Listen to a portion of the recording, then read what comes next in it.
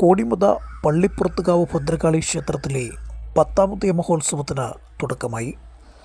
മേടം 10 വരെയാണ് ഉത്സവ ചടങ്ങുകൾ.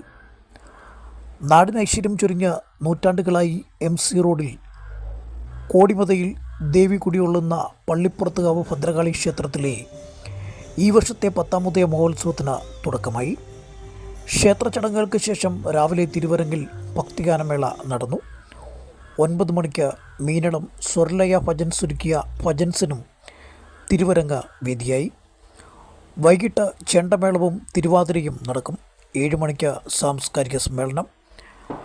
2ാം ഉത്സവ ദിനമായ നാളെ വൈകിട്ട് ദീപാരാധനയ്ക്ക് ശേഷം വലിയ തീയാട്ട് നടക്കും.